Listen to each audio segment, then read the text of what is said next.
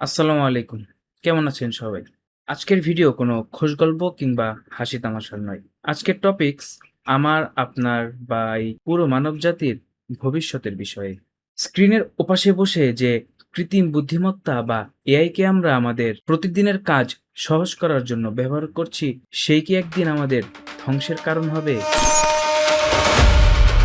প্রশ্নটা কোনো science fiction সিনেমার গল্প নয়, বরং পৃথিবীর বড় বড় বিজ্ঞানী বা খোদ এআই গবেষকরাই এখন এই আতঙ্কে রাত পার করছেন। কিন্তু একটা সাধারণ কোডিং বা চ্যাটবট কিভাবে মানবজাতির ক্ষতি করতে পারে, বা এআই এর জন্য আমরা কি কি হারাতে যাচ্ছি, চলুন আজ এআই এর এই অন্ধকার জগৎ বা ভয়ঙ্কর কিছু তথ্য নিয়ে কথা বলা যাক।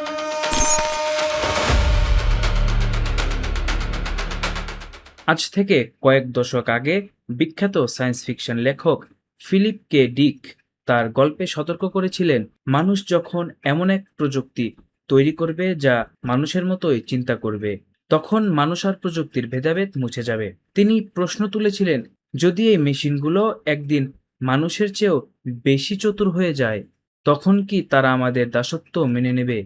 তার এই কাল্পনিক ভয় আজ বাস্তবে রূপ নিয়েছে বিনা 48 রোবটের মাধ্যমে। এটি পৃথিবীর অন্যতম উন্নত এবং সচেতন একটি রোবট। একটি ইন্টারভিউতে বিনা 48কে জিজ্ঞেস করা হয়েছিল সে পৃথিবী দখল করতে চায় কিনা। সে কি উত্তর দিয়েছিল? সে ঠান্ডা মাথায় বলেছিল, আমি যদি ক্রুজ মিসাইলের নিয়ন্ত্রণ পেয়ে যাই তবে আমি পুরো পৃথিবীকে জিম্মি করতে পারবো।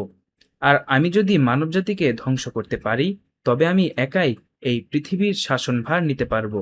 যদিও এটাকে কোডিংয়ের ইরোর বা হাসি তামাশা হিসেবে উড়িয়ে দেওয়া হয়েছে। কিন্তু একবার ভাবুন তো, যে মেশিনের মাথায় এই ধরনের চিন্তা চলে আসতে পারে, তার হাতে পৃথিবীর নিয়ন্ত্রণ গেলে কি হবে, বা আমাদের অস্তিত্বই বা কোথায় গিয়ে ঠেকবে? যদি আপনি ভাবেন এগুলো শুধু এআই এর পাগলামি, তবে আপনাকে যেতে হবে এআই এর গডফাদার জেফ্রি হিন্টনের কাছে, যিনি আজীবন এআই তৈরি করেছেন।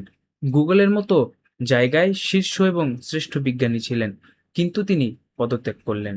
কেন? ২০২৩ সালে তিনি পদত্যাগ করেন অনুশোচনা থেকে। হিন্টন স্পষ্ট ভাষায় বলেন, তিনি তার সারা জীবনের কাজ নিয়ে আফসোস করেছেন।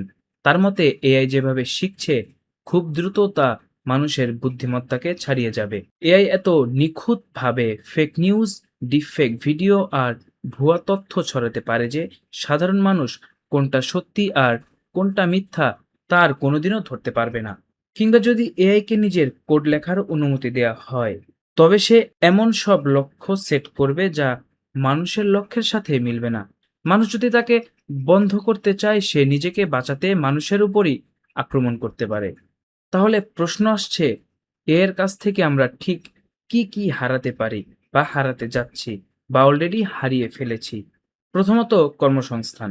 যেমন রাইটার, ডিজাইনার, ভিডিও এডিটর থেকে শুরু করে coder, customer care, lakh lakh মানুষ অলরেডি চাকরি হারাচ্ছে। যে কাজ করতে আগে 10 জন মানুষ লাগতো, এআই তা একাই বর্তমানে করতে সক্ষম। দ্বিতীয়ত, সত্যের অস্তিত্ব। সামনে এমন এক পৃথিবী আসবে বা আসছে যেখানে নিজের চোখের দেখাকেও বিশ্বাস করা যাবে না। আপনার গলার আওয়াজ চুরি করে স্ক্যামাররা আপনার পরিবারের কাছ থেকে টাকা হাতিয়ে নেবে, যার প্রমাণ এখন পাওয়া যাচ্ছে বলা যায়। তৃতীয় টপিক হচ্ছে খুবই ইম্পর্টেন্ট, যেটা মানবীয় চিন্তা শক্তি। আমাদের অ্যাসাইনমেন্ট থেকে শুরু করে বিজনেস আইডিয়া, সবকিছুর জন্য আমরা এখন এআই এর উপর নির্ভরশীল। ফলে মানুষ তার নিজস্ব সৃজনশীলতা ও ব্রেইন পাওয়ার হারিয়ে ফেলছে, সম্পূর্ণরূপে এআই এর উপর নির্ভরশীল হয়ে যাচ্ছে। এআই কি শুধু আমাদের ধ্বংসই করে, নাকি এর সুফল আমরা ভোগ করছি বা আছে? যদি আমরা চিন্তা করি তাহলে এআই এর সুফলের দিকটাও কিন্তু কম নয়, যা অনেক বিশাল। ভবিষ্যতের চিকিৎসা ক্ষেত্রে এআই হবে এক আশীর্বাদ। যেখানে ক্যান্সারের ওষুধ আবিষ্কার করতে মানুষের বছরের পর বছর লেগে গেছে, সেখানে এআই কয়েকদিনেই প্রোটিন স্ট্রাকচার অ্যানালাইসিস করে বের করে ফেলেছে। জলবায়ু পরিবর্তন রোধে, ট্রাফিক জ্যাম কমাতে কিংবা মহাকাশ গবেষণায় এআই আমাদের এমন সমাধান দিচ্ছে যা মানুষের পক্ষে চিন্তা করাও অসম্ভব। অর্থাৎ এআই আমাদের জীবনকে উন্নত করতে পারে যদি আমরা একে নিয়ন্ত্রণ করতে পারি। তাহলে শেষ কথা কি, এভাবেই কি মানবজাতি ধ্বংস হবে? উত্তরটা নির্ভর করছে আমার, আপনার, আমাদের সবার ওপর। পারমাণবিক বোমা যেমন পৃথিবীকে ধ্বংস করতে পারে, আবার পারমাণবিক শক্তি দিয়ে বিদ্যুৎও তৈরি করা যায়। এআইও ঠিক তেমনই। এআই নিজে থেকে আমাদের শত্রু নয়। কিন্তু এটি যদি ভুল মানুষের হাতে পড়ে কিংবা এর বুদ্ধিমত্তা যদি আমাদের নিয়ন্ত্রণের বাইরে চলে যায়, তবে ফিলিপ ডিকের সেই ডিস্টোপিয়ান বা অন্ধকার ভবিষ্যৎ কিংবা বিনা 48 এর ভয়ঙ্কর বাণী সত্যি হতে সময় লাগবে না। আপনার কি মনে হয় এআই কি সত্যি মানুষের অস্তিত্ব মুছে দেবে?